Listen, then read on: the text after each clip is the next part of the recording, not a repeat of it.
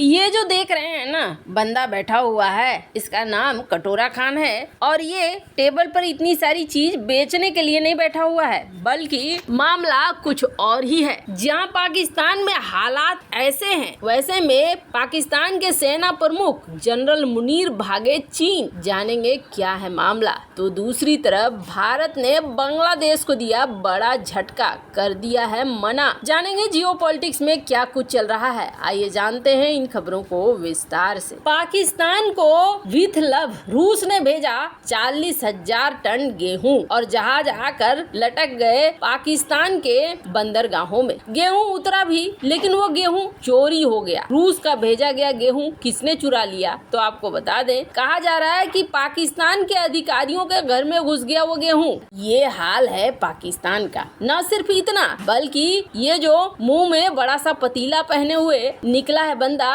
ये है इमरान खान। ये निकला है अपने समर्थकों से मिलने के लिए। कहा जा रहा है आसपास जो खड़े हैं इसके निजी सेना है और ये निजी सेना के साथ निकला हुआ है। इसको डर लग रहा है कि कहीं पाकिस्तानी सेना इसके मुंह पर गैस वाले बम न छोड़ दे। टीयर गैस बार बार इस्तेमाल किए जा रहे हैं पाकिस्तानी सेना के द्वारा प्रदर्शनकारियों के ऊपर। यही डर इमरान खान को लग रहा है। अब टीयर गैस के इतने खोखे लेकर बैठा हुआ है, ये टेबल में बेचने के लिए नहीं बैठा हुआ है। ये दुनिया को दिखा रहा है कि देखो, सारे एक्सपायर्ड वर्जन को इस्तेमाल कर रहा है। इसे कुछ ताजा ताजा इस्तेमाल करने चाहिए बुलेट्स, तो पुराने वाले जो एक्सपायर्ड हो चुके हैं, जहरीले हो चुके हैं, उनका इस्तेमाल कर रहा है। और इस तरीके से हमले से बचने के लिए मैं अपने समर्थकों से भी मिलने जा रहा हूँ, तो पतीला पहनकर जा रहा हूँ। ये बयान करते हैं कि इस वक्त पाकिस्तान के राजनीतिक हालात क्या हैं, आर्थिक हालात क्या हैं। रूस ने भेजा गेहूं तो वो चोरी हो गया और राजनीतिक रूप से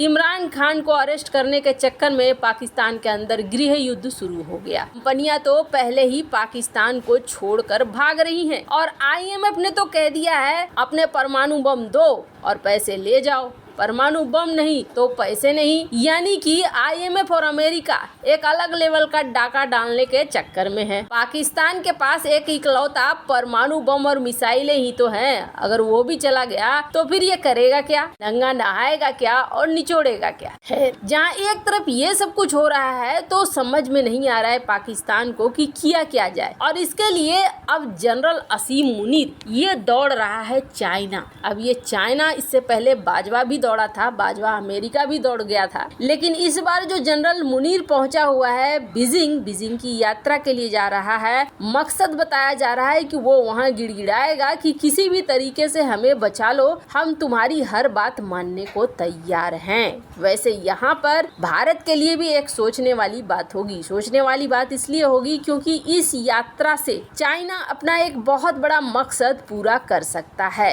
हालांकि वो मकसद ज्यादा दिनों तक टिकेगा नहीं, लेकिन जितने दिनों तक टिकेगा उतने दिनों तक में भारत को परेशान जरूर कर सकता है। जनरल बाजवा से जब चाइना की मीटिंग हुई थी, तब जनरल बाजवा के सामने भी चाइना ने एक प्रस्ताव, एक शर्त रखा था और कहा था कि हमें अपनी सेना को तुम्हारी जमीन पर उतारने दो। वो कैसे? आउटपोस्ट बनाकर हम धीरे धीरे उतारेंगे, एक साथ नहीं उतारेंगे। पहले आउटपोस्ट का निर्माण करेंगे, जगह जगह पे आउटपोस्ट बनने लगेंगे, फिर हम धीरे धीरे अपनी पूरी सेना को यहाँ उतारने की कोशिश करेंगे और कोशिश करेंगे कि पाकिस्तान को पूरे कब्जे में ले लें। मायने उसके यही थे। जनरल मुनीर अगर यहाँ पहुंचे हैं तो चाइना वही शर्त फिर सामने रखेगा, क्योंकि अभी चाइना ने $1.3 बिलियन देने की बात कही, तो वहीं चाइना ने पाकिस्तान के ऊपर शर्त रख दिया है कि $1.5 बिलियन का जो कर्जा है वो वापस करो, मेरे प्लांट नहीं चल रहे हैं। अब ये क्या मदद हुई? $1.3 बिलियन दिया और $1.5 बिलियन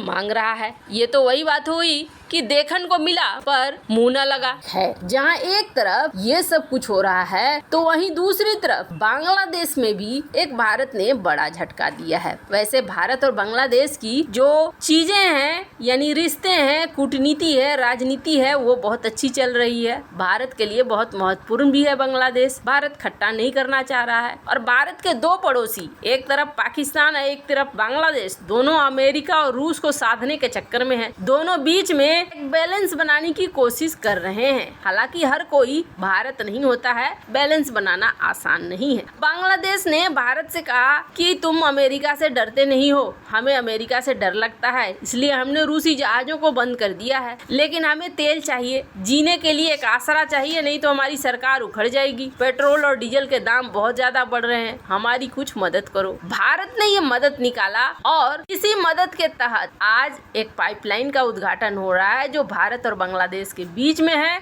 और इसके जरिए भारत डीजल की सप्लाई करेगा बांग्लादेश को। एक सहयोग आपस में बहुत अच्छा चल रहा है और भारत और बांग्लादेश के बीच इसके अलावे भी कई सहयोग हैं, कई चीजें हैं जो बड़े आराम से चल रही हैं। भारत ने डिफेंस एग्रीमेंट के लिए भी कहा है बांग्लादेश को कि लाइन ऑफ क्रेडिट पर आप हथियार खरीदो, हमारे साथ व्यापार करो। भारत जानता है कि बांग्लादेश बहुत इम्पोर्टेंट है। हालांकि आजकल भारत और बांग्लादेश के जो बॉर्डर हैं वहाँ पर दिखते हैं कि कैसे बांग्लादेशी धीरे धीरे कट्टर होते जा रहे हैं, पहले वाली बात नहीं रह गई है। शायद ये धीरे धीरे 1971 की भारत के द्वारा की गई मदद को भी भूल रहे हैं और एक कट्टरपंथ बांग्लादेश के ऊपर हावी हो रहा है। भारत ने एक बहुत बड़ी गलती की थी और वो गलती की थी बांग्लादेश की टेक्सटाइल इंडस्ट्री को दुनिया भर में ऊपर लाने के लिए भारत ने बड़ी मदद दी। दुनिया भर में बांग्लादेश की टेक्सटाइल इंडस्ट्री ऊपर आ भी गई और अभी नतीजा क्या है? नतीजा ये है कि यूरोप में भारत चाहता है अपनी टेक्सटाइल इंडस्ट्री और यूरोप जानता है कि यूरोप के पास ऑप्शन है तो वो बांग्लादेश को चुन रहा है। भारत ने बांग्लादेश को बिजनेस में मदद करने के बजाय अपने लिए मदद की होती तो शायद ज्यादा अच्छा रहता। कूटनीति, राजनीति सब अपनी जगह है, लेकिन बिजनेस अपनी जगह होता है। अब ये बात भारत को समझ में आ गई है। भारत बहुत तेजी से